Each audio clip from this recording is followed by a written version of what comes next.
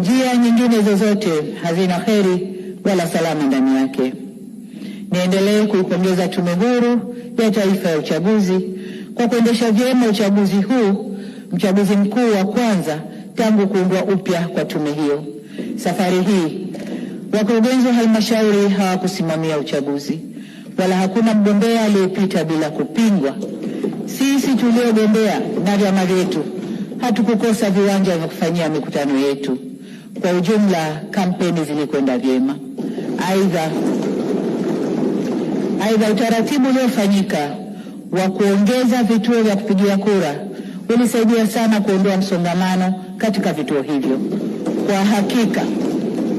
Kwa hakika upigaji wa kura ulirahisishwa sana na haukuchukua muda mwingi kwa wananchi kama ilivyozoeleka. Jambo hili limewafanya baadhi ya waangalizi wa uchaguzi kudhani kwamba wananchi hawakujitokeza kupiga kura. Mheshimiwa Spika, kwa wanangu vijana wa taifa hili la Tanzania, niseme kuwa nchi hii imejengwa kwenye misingi ya amani na utulivu wa kisiasa. Sisi wazazi wenu tungeshawishika kufanya mlioyafanya wakati huu, nchi hii isingekuwa na neema na maendeleo mnayoyaona leo.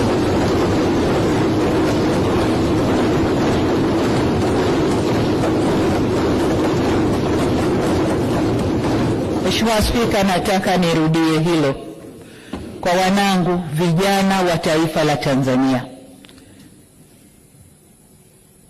Sisi wazazi wenu, kama tungeyafanya mlioyafanya nyinyi, nchi hii isingekuwa na neema na maendeleo mnayoyaona leo.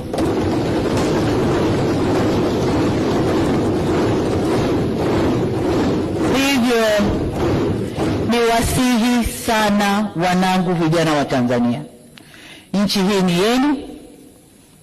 Kwa shida zozote zile zinazowakabili, msikubali hata siku moja kushawishiwa kuichoma nchi yenu wenyewe.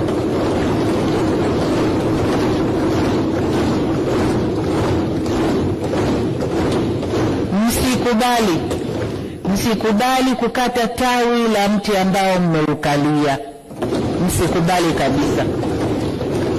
Hili nawaomba mlikatae kwa nguvu zenu zote. Ninyi ndio walinzi na wajenzi wa taifa hili, na wasihi kamwe msije kuwa wabomoaji wa taifa lenu.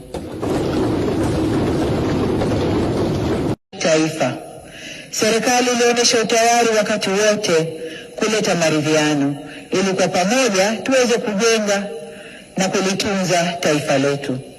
Serikali ilinyoosha mkono na kuwavuta na kuwakaribisha vyama vya siasa, vyama vya kijamii, sekta binafsi na hata jumuiya za kimataifa ili kwa pamoja tuijenge Tanzania.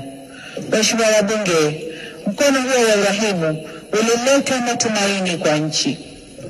Kabla ya baadhi ya wadau kuamua kuuachilia au kuuputa mkono huo, kwa kuwa wananchi wa Tanzania wamenipa ridhaa ya kuendelea kuongoza nchi hii, sitachoka kunyosha tena mkono wa maridhiano.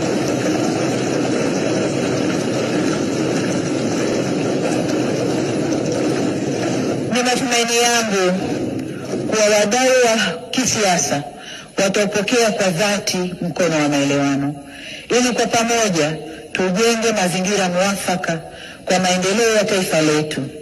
Tutajifunza kutokana na makosa na mapungufu ya taasisi zetu za kidemokrasia. Tanzania ina uzoefu wa miongo mingi ya kidemokrasia na amani. Tanzania ina demokrasia iliyokomaa. Hata hivyo, tunaendelea kuboresha kulingana na mazingira na wakati. Ni jukumu letu sasa kujielekeza kwenye maboresho hayo kwa utashi wetu bila shinikizo lolote. Mheshimiwa wabunge, ukiangalia klipu zile za maandamano, unaona kabisa kuna vijana ambao waliingia kwa kufata mkumbo, wanaimba kwa kufata ushabiki. hawakuwa wanajua wanalolifanya. Kwa hiyo kama mlezi, kama mama, ndio maana naelekeza vyombo vya ulinzi na usalama, hasa ofisi ya DPP, kuchuja viwango vya makosa, na kwa wale waliofuata mkumbo basi waseme nao kisha wawaachie waende kwa wazazi wao. Natoa msamaha huo kwa sababu hata maneno ya Mwenyezi Mungu katika kitabu cha Luka sura 23 mstari wa 34 yanasema, na hapa nanukuu, Yesu akasema, Baba uwasamehe kwa kuwa hawajui watendalo.